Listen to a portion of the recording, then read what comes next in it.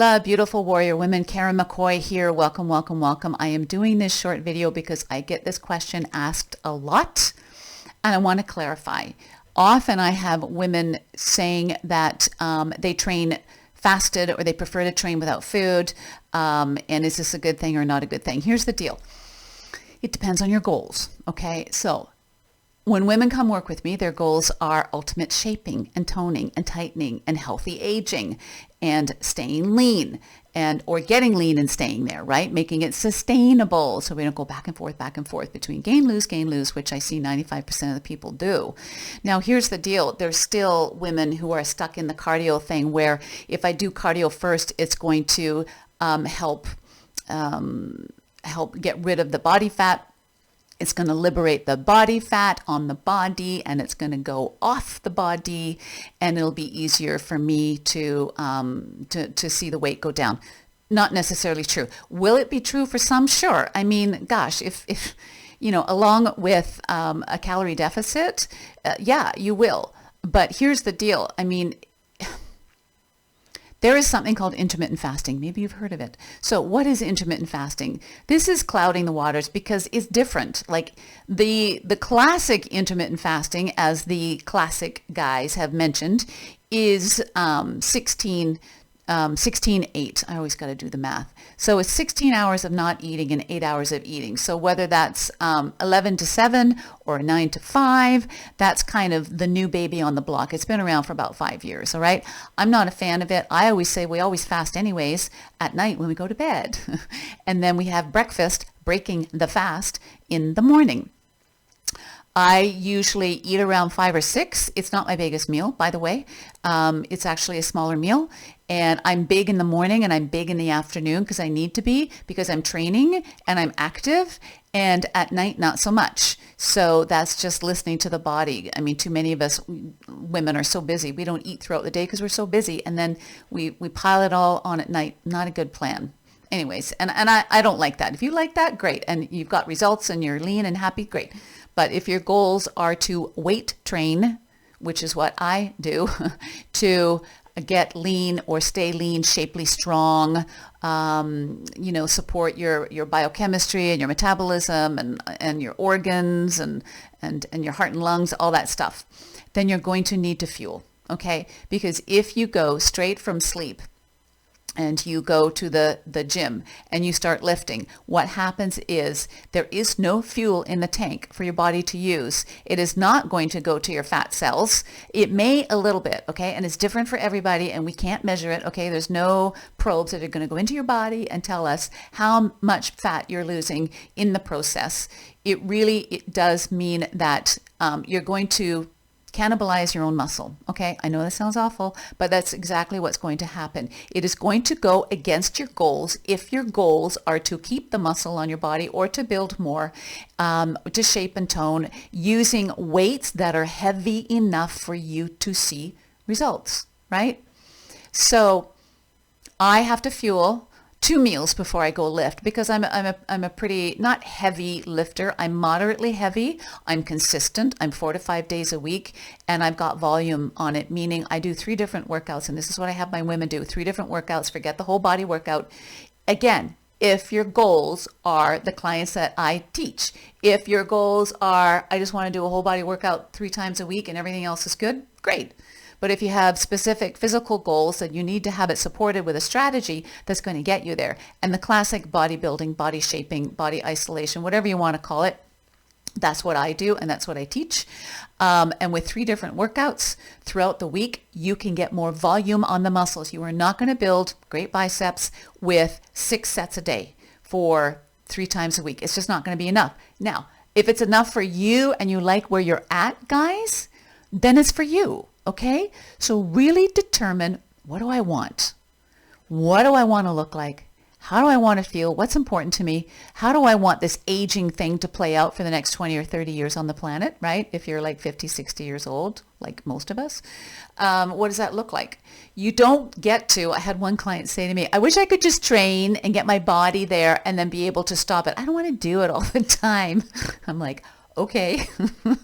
Well, you will go backwards. That's just the way it is. Okay. That's just the body. The body will always return to the place of activity or no activity, stress or no stress on the body, because weight training is a stress. It's a positive stress. That's why your muscles have to build stronger, hence more shape, more tightness, more tone in order to support what you're doing, right?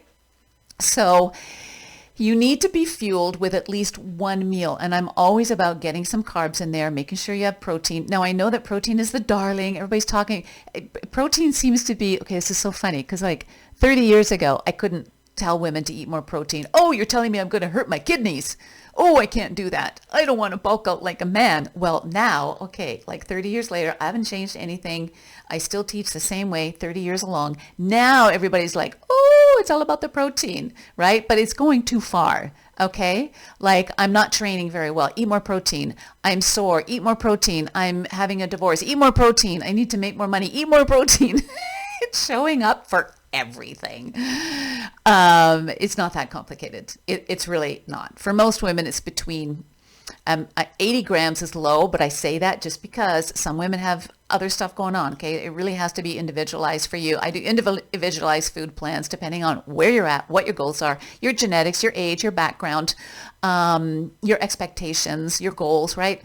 So, and you can go up to 150 grams. Some girls are like 200 grams. And then you have to look at carbs. You have to look at fats. So when I have my brekkie, I have the same thing almost every day. It is protein in a mug, which is protein and oatmeal. And I add in protein powder. If I don't have enough, I add in berries, blah, blah, blah, blah. And it fuels me. And then I got to wait a couple hours till it settles. And then I go train. Or if I'm not feeling full, I'll have another meal. And then I'll train in the early afternoon. It depends. I mean, I work it so that I don't have set training times. I work from home. My gym is on my property. I have a very busy coaching life and personal life with my family. So I work it around. But I'm at a place where I can, right? Not everybody can. A lot of people have to drive to a gym or they have a schedule. They have a 9 to 5 work day. So you got to work it in. First thing in the morning without anything in the tank, number one, you're not going to have the energy and you think you are. I want to address that in a minute. And number two, your body needs the fuel. It's like telling a racehorse that you haven't fed in the morning, okay, go race your fastest race. It can't. There's no fuel in the tank. So you're asking it to perform under severe circumstances. It can't. So you never send a professional athlete into an event at the Olympics without them being fed. Okay? There's none of them. So please be very careful about this whole, and intermittent fasting is not a diet plan. I have seen many, many people who are doing a 9 to 5 eating only, but they haven't lost a pound, or if they have, they might have lost a few pounds. It's not a weight loss unless you want it to be, but you still have to be in a calorie deficit, whether it's over 4 hours or 8 hours or 12 hours of eating, okay? That's a rule. It's just biochemistry, man. It ain't magic. So a lot of people will just eat more, or they'll say they're 9 to 5, but they have a little bit at night, or, they go out on the weekends. That's not a plan. It's not a strategy. It's kind of hit and miss. Hit and miss will never get you to your goals. So my women eat, and I've done this many, many times with women that fight me on this and say, well, I can't, I don't have the time, or I'm too busy, or blah, blah, blah, blah. We can work around that. We can reprioritize, or we can make something for your breakfast that's going to be digested within an hour so you get to the gym, you're not going to throw up. Okay? There's ways of doing it. And I have women who have done fasted, like they haven't eaten anything. They go to the gym and lift. And then for a week, I say, okay, we're going to shift it a bit. I want you to eat this, and I want you to go to the gym, and we're going to do the program. And they're always coming back saying, I'm stronger. I don't feel like sleeping in the afternoon. Their recovery is better. Recovery, guys, at this age is super, super important. Okay? It is the thing you have to manage. We do not leave it all on the gym floor. Okay? That's bro science is stupid, especially for women over 40. We're already in a chronic sympathetic state because hormones are changing. We're challenged in our world. We have so many things on the go. Women these days have way more than on the go than previous years, with children leaving and coming back. And with parents, we're taking care of a lot of our parents with all the challenges in the world, right? So that draws on the nervous system as well. Know that to be true. It's super, super important. The nervous system is not just physical. It's emotional as well. It's also what you eat, what you drink, how you sleep. It all hits the nervous system, which becomes more sensitive as you age, so you need to take more care. So when you're training, you want to leave a little bit left in the tank when you leave. That is how you know you will be able to recover.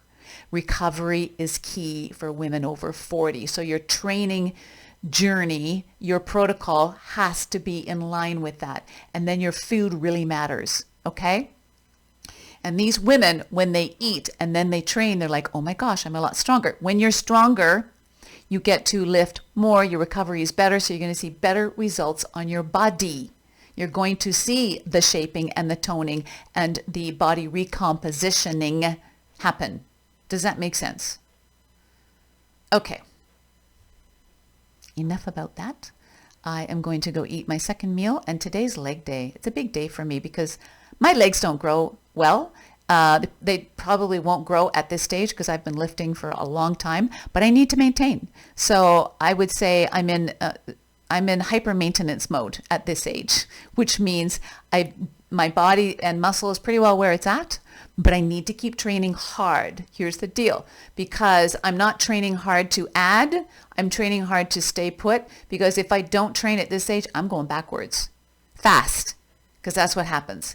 Because unless you're training and eating right, Father Time is ripping the muscle off faster over 40, really fast over 50, unless you're doing this at least 3 times a week, at least for 45 minutes. That's just weight training, guys. I recommend 4 to 5 times a week. Okay? I hope that helps. So make sure you have a good brekkie before you go lift. And if you're resistant to it, just try it for a while and see. The proof is in the pudding, right? All right, you guys, I hope that helps. Lots of love to you guys. Be well. Go train.